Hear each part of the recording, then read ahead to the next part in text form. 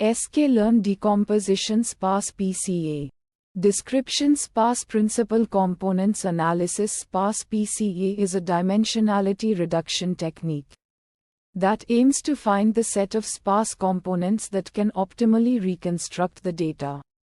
It is particularly useful when dealing with high-dimensional data where most features are irrelevant or have sparse representations. Unlike traditional PCA, sparse PCA encourages sparsity in the components, meaning that most of the coefficients in the components are close to zero. This results in more interpretable and potentially more robust components.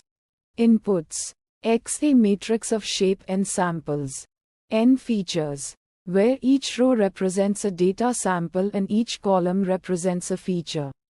This is the input data that will be decomposed into sparse components. N components, the number of sparse components to extract.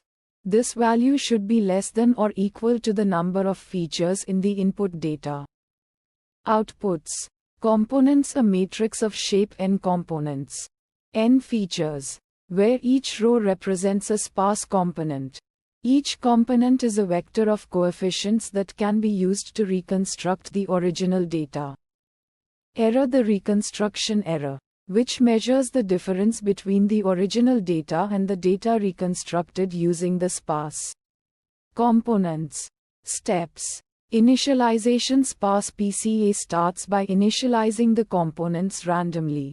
Iterative optimization: the algorithm then iteratively updates the components by minimizing a cost function that penalizes the L1 norm of the components, promoting sparsity and the reconstruction.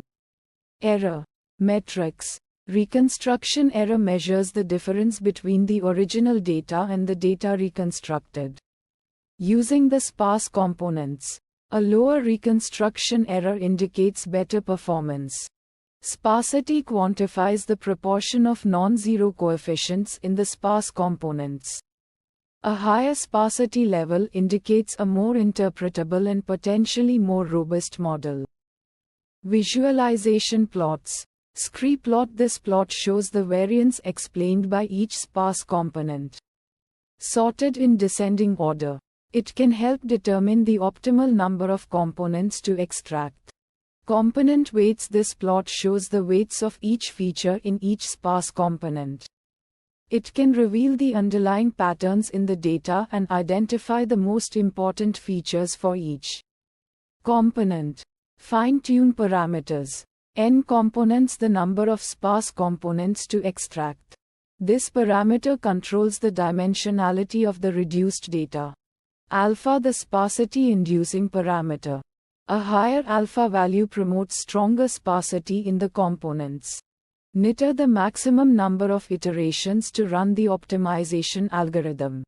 Random state: the seed for the random number generator, which ensures reproducibility of the results.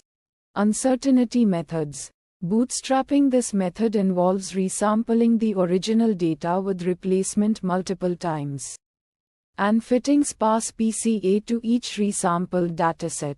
The variation in the components across different resamples can be used to estimate the uncertainty in the model. Cross-validation: this method involves splitting the data into training and testing sets multiple times and fitting sparse PCA to the training set.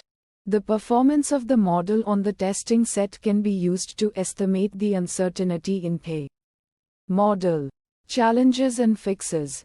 Challenge 1: choosing the optimal number of components can be challenging, as it depends on the specific data and the desired level of dimensionality reduction. Sample use case that resulted in challenge 1: when analyzing a data set with 100 features. Selecting the optimal number of components for sparse PCA can be difficult without proper evaluation. Fixes to challenge 1. Scree-plot: use a scree-plot to visualize the variance explained by each component and identify an elbow point where the variance explained drops significantly. The number of components before this elbow point could be considered optimal. Cross-validation. Use cross-validation to evaluate the performance of sparse PCA with different numbers of components and select the model with the best performance. Challenge 2. Overfitting can occur if the sparsity parameter alpha is set too high, leading to components that are too sparse and do not generalize well to new data. Sample use case that resulted in challenge 2 setting alpha to a very high value in sparse PCA might result in components that are overly sparse and fail to capture the underlying structure of the data, leading to poor performance on unseen data. Fixes to challenge 2.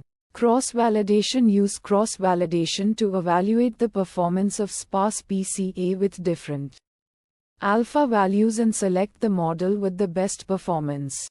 Regularization. Consider using L2 regularization in addition to L1 regularization to prevent overfitting and improve the generalization performance.